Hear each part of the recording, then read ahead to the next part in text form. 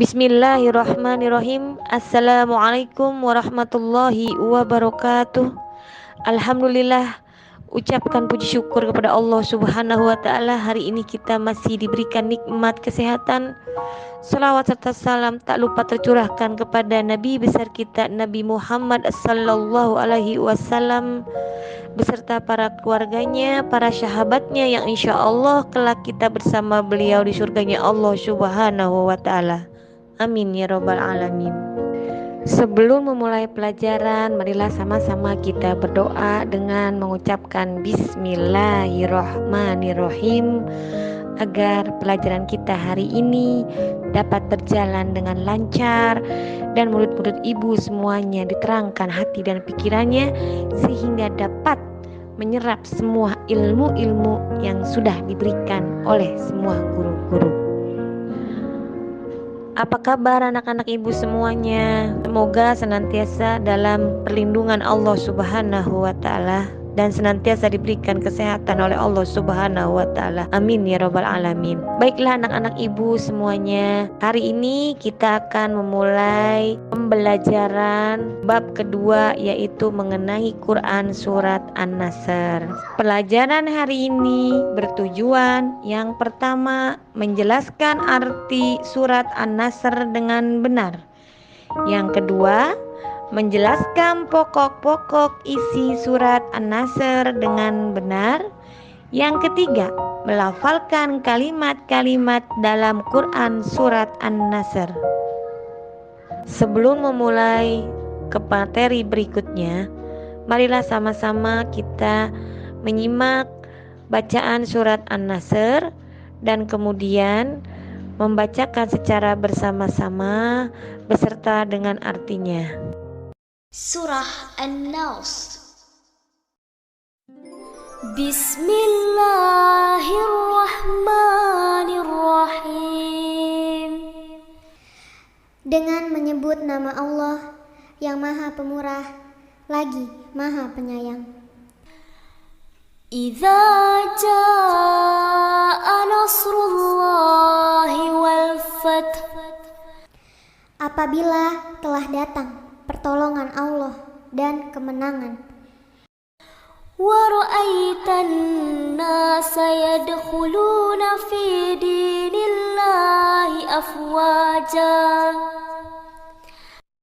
Dan kamu lihat manusia masuk agama Allah dengan berbondong-bondong. Fasabbih bihamdi rabbika wastaghfir. Maka bertasbihlah dengan memuji Tuhanmu dan mohonlah ampun kepadanya. Innahu kana tawwaba. Sesungguhnya Dia adalah Maha Penerima Taubat. Alhamdulillah, kita sudah membaca bersama-sama Quran surat An-Nasr. Surat An-Nasr adalah surat yang ke-110 dalam Al-Quran. Surat An-Nasr terdiri atas 3 ayat. Nama An-Nasr diambil kata An-Nasr, yaitu terdapat dalam ayat pertama. An-Nasr artinya adalah pertolongan.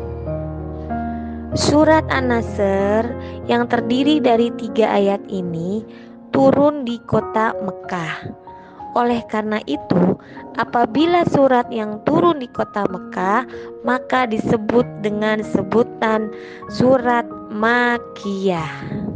Surat An-Nasr ini adalah surat yang ke-110 diturunkan setelah surat At-Taubah. Surat An-Nasr ini menceritakan tentang peristiwa Fathul Mekah. Jadi, ketika Rasulullah Shallallahu Alaihi Wasallam memasuki kota Mekah, pasukan Quraisy menyerang kaum muslimin. Lalu Khalid bin Walid selaku panglima perang memerintahkan pasukannya untuk melawan pasukan Quraisy. Khalid bin Walid beserta pasukannya meraih kemenangan yang gemilang dan berhasil mengalahkan pasukan Quraisy. Akhirnya Karena umat Islam menang dan kaum kafir Quraisy kalah, kaum kafir Quraisy berbondong-bondong masuk ke agama Islam. Dari peristiwa ini, lalu Allah mengabadikannya di dalam Quran surat An-Nasr, yang dimana An-Nasr artinya itu adalah pertolongan, kemenangan yang diraih oleh umat muslim saat peristiwa Fathul Mekah itu salah satunya adalah berkat pertolongan dari Allah Subhanahu wa Ta'ala. Dari peristiwa Fathul Mekah ini yang kejadiannya diabadikan oleh Allah dalam Quran surat An-Nasr, kita mendapatkan suatu hikmah bahwa Allah memerintahkan kita untuk selalu memuji dan bersyukur serta bertasbih untuk mengingat keagungan Allah Subhanahu wa Ta'ala, dan senantiasa kita meminta ampunan atas segala kesalahan yang telah kita lakukan, meminta ampunan kepada Allah Subhanahu wa Ta'ala. Selanjutnya, baiklah anak-anak ibu semuanya, mari kita sama-sama membacakan Quran surat An-Nasr ayat demi ayatnya, lalu beserta artinya.